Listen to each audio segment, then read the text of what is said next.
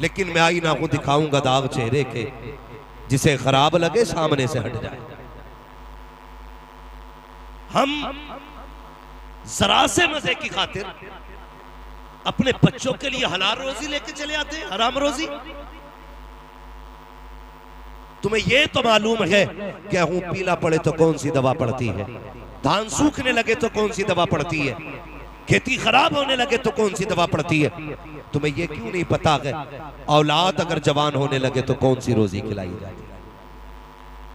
इस पे गौर किया करो और समझा करो।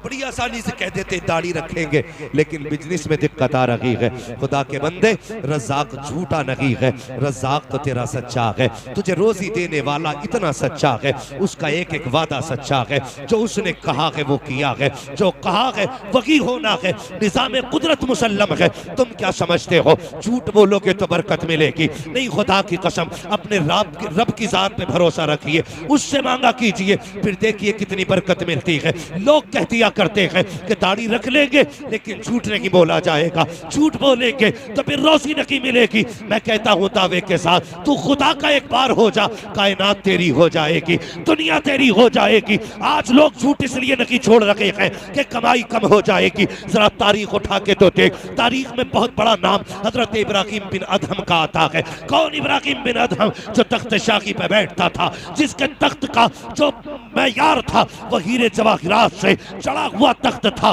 सोने का ताज पहनने वाला, जिसके आगे खादिम खड़े रहते थे। लेकिन दिल में ख्याल आया अपने रब की जात को तलाश करना है। फिर पता चला रब को ढूंढना है, दुनिया छोड़नी पड़ेगी। उस मर्द कलंदर ने दुनिया को ठुकराया है और जाकर के अल्लाह अल्लाह की सरबे लगानी शुरू की है। सगा मामा आ गया, दरिया के किनारे बैठे हैं। पूछा था, बता भांजे, तूने बादशाहत छोड़ी है तो क्या पाया है? ये देख, तेरा फटा लिबास, तेरे हाथ के अंदर सुई, उसमें लगा था, बस इतना रह गया है। वो दिन भूल गया है जब तू तख्त शाही पे बैठा करता था, 10-10 खादिम रहते थे, तेरे एक इशारे पर लोग दौड़ जाया करते थे। तूने हुकूमत छोड़ करके बेवकूफी की है, बता तो सही तूने क्या पाया है? तो हजरत इब्राहिम बिन अदहम ने कहा था, देखना चाहते हो दुनिया छोड़ के क्या पाया है? का बता तो सही। आपके हाथ में सुई थी, दरिया का किनारा था, फेंकती बहते पानी में सुई। का भांजे, एक सुई थी वो भी फेंक डाली है, अब बता तो सही कपड़ों पे पैबंद किस चीज से लगाओगे? हजरत इब्राहिम बिन अदहम ने कहा था, ठहरिए भी पता चलेगा। उसके बाद कहा था, मछलियों मेरी सुई लेकर के आओ। इतना कहना था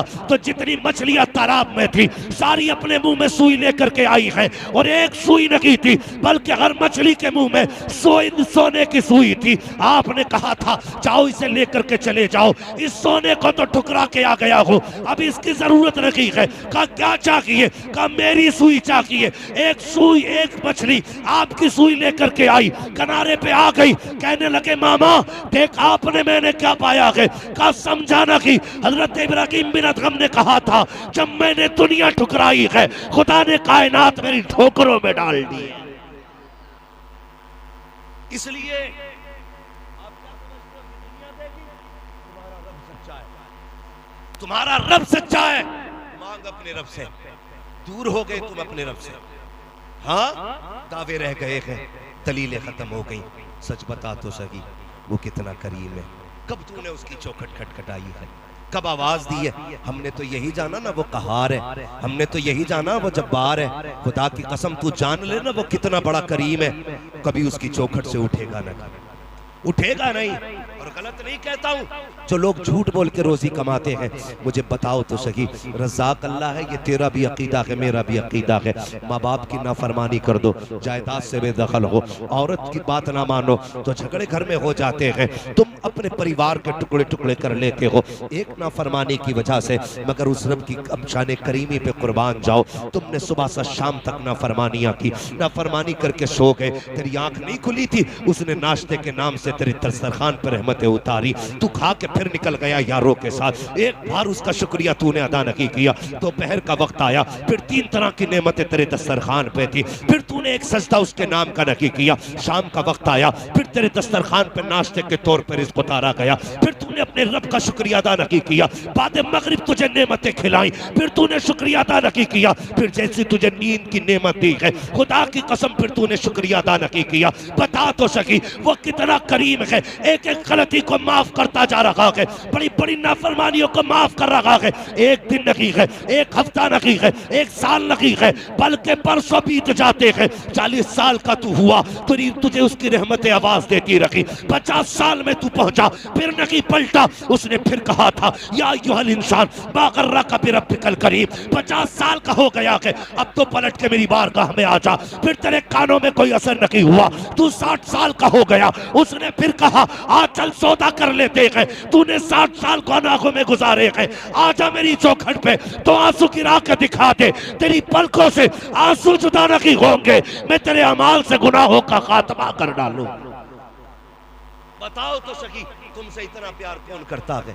तुम्हारे रब के सिवा किसने इतना प्यार किया है? कोई 70 माओ से ज्यादा प्यार करने वाली रब की जात है। दूर हो गए उससे। बात बात में हमारी कौम का नौजवान कभी रिश्वत लेने पे उतर आता है। बात याद आ गई तो कह जाऊं, अल्लाह अगर तुम्हें किसी डिपार्टमेंट में कोई ओहदा अता फरमा लेना तो कभी रिश्वत न लेना, कभी रिश्वत न लेना। पैसे वाले बन जाओ तो कभी प्याज का बाजार न लगाना। फाके से भी हो ना, मुसल्ला बिछाना, आवाज देना उस करीम को जो 70 माओं से ज्यादा प्यार करता है। जानते हो अल्लाह कितना प्यार करता है बंदे से? खुदा की कसम, एक बंदे से किसी ने पूछा था बता तू जन्नत में जाएगा कि जहन्नम में? उसने कहा मुझे जन्नत में जाना है। कहा बड़े दावे से कह रहे? उसने कहा हाँ। कहा तेरे पास क्या दलील है? तो उसने पलट के कहा मुझसे पूछ रहा है ना जन्नत जहन्नम का फैसला का बता। उसने कहा यार ये बता, अगर अल्लाह कयामत में मेरी माँ से कहते अपने बेटे का हिसाब ले, समझ रहे मेरी बात? अगर अल्लाह मेरी माँ से कहते मेरे बेटे का अपने बेटे का हिसाब ले, तो बता मेरी माँ मुझे जन्नत में डालेगी कि जहन्नम में? उसने कहा माँ तो कभी बेटे को आग में डाल ही नहीं सकती। उसने कहा अगर माँ नहीं डाल सकती, वो रब तो 70 माओं से ज्यादा प्यार किया गया। भूल गए अपने रब को। लोग कहते हैं सुनता ही नहीं है वो। माज़अल्लाह तू क्या कह रहा है? वो तो कुरान में कहता महबूब कह दो ये जब जब मुझे आवाज देते मैं इनकी आवाजें सुनता हूं, जवाब भी देता हूं मैं इनकी बातों का। मगर हमारे रिश्ते कमजोर हैं, दावे हैं लेकिन बहुत कमजोर है। अपने रब से प्यार कर, अपने रब से प्यार कर। ये जब दिल का रिश्ता जुड़ता है ना रब से, फिर वो देता है। कितने ऐसे मकाम पे रब ने तुम्हें बचाया कि तुम्हारा ख्याल भी उधर नहीं गया था। तुम तो मरने वाले थे, तुम तो फाकों में थे, तुम तो केस में फंस गए थे।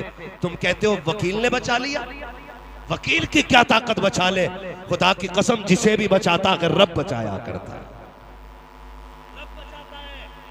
तुमने कैसे कह दिया झूठ नहीं बोलेंगे तो रोटी नहीं मिलेगी, दाढ़ी रख लेंगे झूठ कैसे बोलेंगे, और झूठ नहीं बोलेंगे बिजनेस नहीं होगा। किसी का गला काटने से पहले सोचा कर, जिसे 1 किलो की जगह 900 ग्राम दे रहा है वो भी अल्लाह का बंदा है। जिसे 1 मीटर में 10 सेंटीमीटर कम दे रहा है वो भी खुदा का बंदा है। जब तू किसी का गला काटा करे ये मत सोचा कर उसका रब नहीं है, रब उसका भी है। ये याद रखना, किसी पे सितम करो तो देखभाल के करना। हजरत अली ने फरमाया था कि ताकतवर से डरना या मत डरना, कमजोर से जरूर डरना। किससे?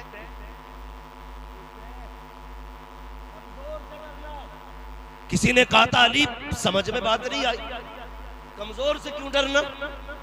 ताकतवर मारेगा बदला लेगा, कमजोर क्या कर लेगा? हजरत अली ने फरमाया था सुनो, ताकतवर अपनी ताकत से बदला लेता है लेकिन कमजोर का बदला अल्लाह लिया करता है। जो हुक्म दिया गया उस पर फौरन अमल किया जाए। तवज्जो है आप लोगों को? चलें आगे, जरा कह दें या रसूल अल्लाह, गरीब के साथ कौन होता है? जोर से कौन होता है? और जोर से अल्लाह होता है। लेकिन गरीब का भी अकीदा देखो, कम कोई नहीं है। ये लेटे लगा के आंखें फोड़ रहा है, तो वो क्या कर रहा है? कोई बात नहीं, कहता ये जेवर रखो, ब्याज में पैसे ले आओ, खेती करो। इतना कमजोर अकीदा हो गया। नौजवानों, मर जाना, लेकिन हराम का लुक्मा हलक से नहीं उतारना। हराम का लुक्मा हलक से नहीं उतारना है। तुम्हारा रब करीम है, वो तुम्हें आवाजें दे रहा है, हम तो माइल बकरम है, कोई साइल ही नहीं, राह दिखलाए किसे रह रवे मंजिल ही नहीं। कितने लोग हैं जो अपने रब से मांगते हैं। और हमारे मुआशरे का मिजाज ये है, अगर इमाम जलसे में ना आए तो उसकी छुट्टी, फजर में टाइम पे मुसल्ले पे ना आए तब भी गरीब की छुट्टी। आप 3 बजे तक 4 बजे तक जलसा चलाएंगे, खुदा ना खास्ता आंख लग गई और फजर में ना खुली इमाम की आंख, इंसान ही है, तो फिर ये शोर हो जाता है, जी इन्हें निकालो, ये टाइम से मुसल्ले पे नहीं आते। दूसरी बात, जो मदरसा पढ़ाने वाले हजरात हैं, उनके जिम्मे 50 जिंदगियां लगी रहती हैं और एक सबक के नुकसान की भरपाई 1 महीने के जलसों से नहीं होती। बस मैं आपको ये मशवरा दूंगा, खाना उतना खाया करो जितना हजम हो जाए। हद से ज्यादा खाना इंसान को बीमार कर देता है। एक मुकम्मल गुफ्तगू नसीहत आमेज़ खतीबुल हिंद हजरत अल्लामा मौलाना सैयद शबाहत हुसैन साहब क़िबला की हो चुकी है। माशाअल्लाह 1 घंटे से ज़ायद आपने भाई मोहम्मद अली फैजी को सुना और जाहिर है कि आधा पौन घंटा तो कम से कम मुझे भी सुनेंगे, तकरीबन 3 बज जाएगा। अल्लाह आपको सलामत रखे। थोड़ी देर में नबीर आला हज़रत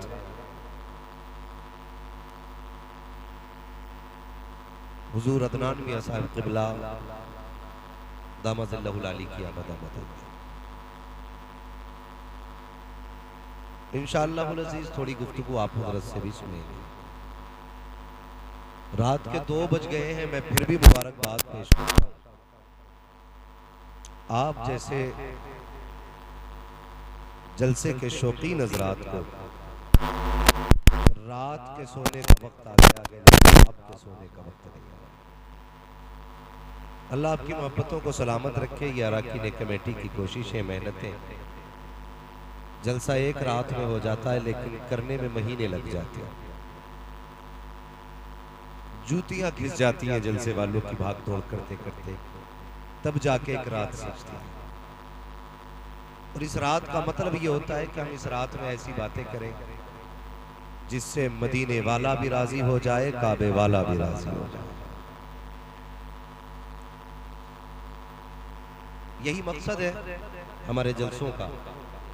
और हमारी ये नौजवान जो नस्लें हैं जिन्हें मदरसे जाने का वक्त नहीं, हालात साजगार न रहे, ज़रूरतों ने मदरसे न जाने दिया, मजबूरियों ने पैरों में बेड़ियां डाली और बहालत मजबूरी ये कमाई की तरफ चल पड़े। वक्त होता तो शायद ये भी मदरसे जाते, लेकिन हालात और ज़रूरतों ने मदरसे न जाने दिया। आज की रात उनको यहाँ बैठाया जाता है और वो सबक जो ज़िंदगी भर काम आए, आज की रात पढ़ाया जाता है। तो नौजवानों, मेरी इतनी गुजारिश आपसे है, शुरू से अब तक जितना सुना या आगे भी आप सुनेंगे, कोशिश ये कीजिएगा कि हम उसे अपने दिल दिमाग पर नक्श करके लेके जाएंगे।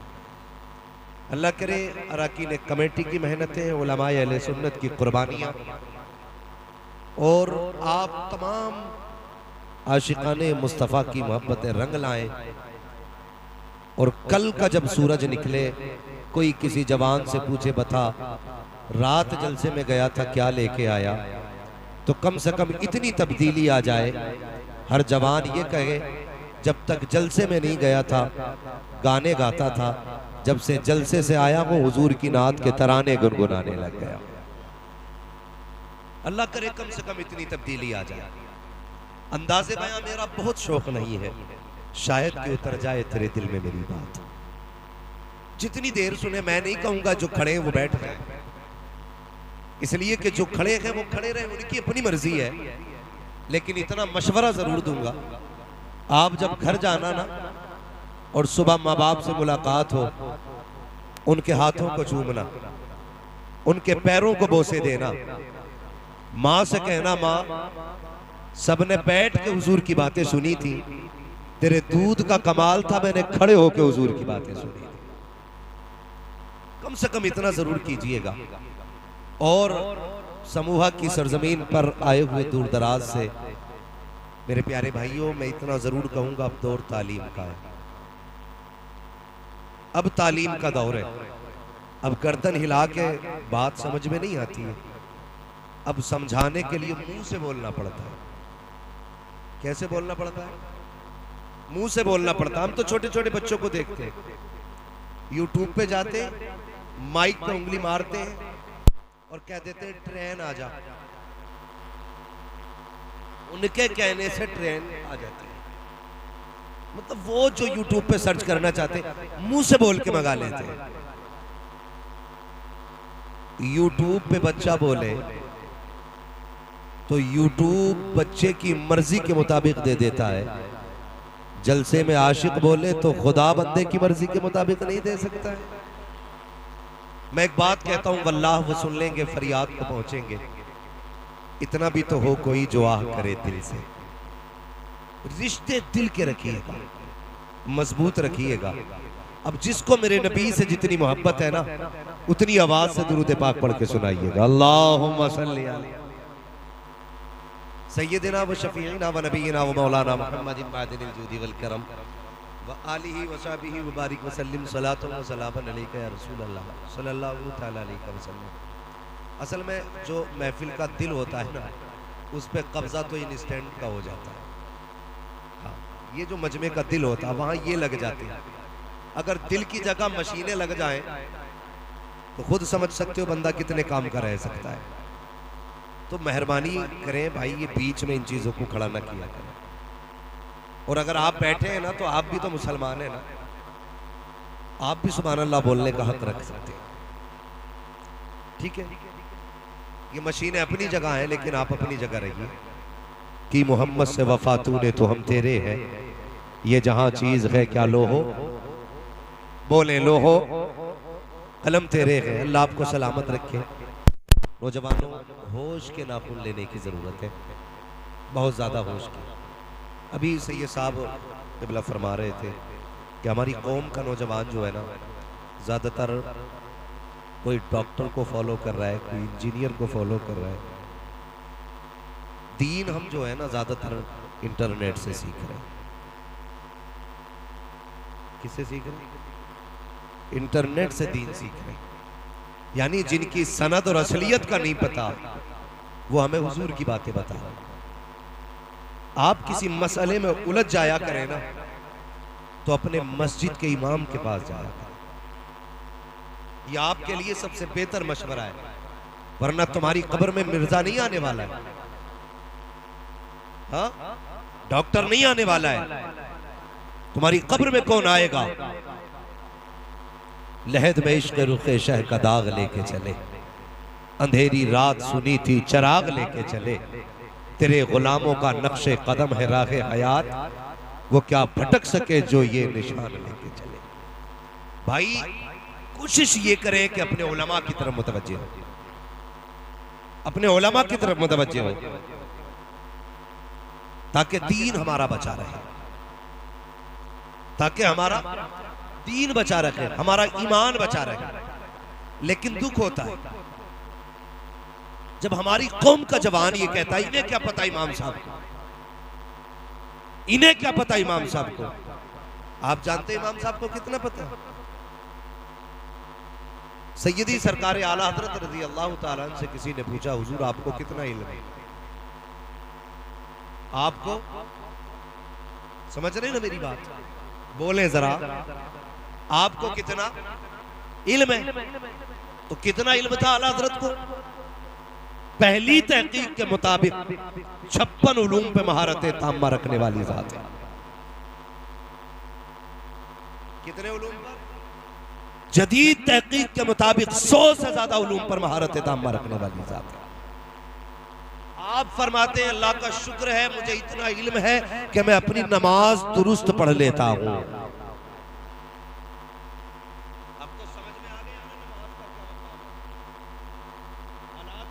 कुछ लोग तो पीछे यूं ही खड़े रहते, इमाम साहब घर जाएं और हम मुसल्ले पे आए। पूछ लिया जाए वुजू में कितनी सुन्नतें हैं तो दोबारा वुजू टूट जाएगा। मुसल्ले पे आने में एहतियात किया करो, ये हर एक का मकाम नहीं है। बहुत बड़ी बात है मुसल्ला अल्लाह किसी को अता फरमा दे। तो ये हालात हमारी कौम के।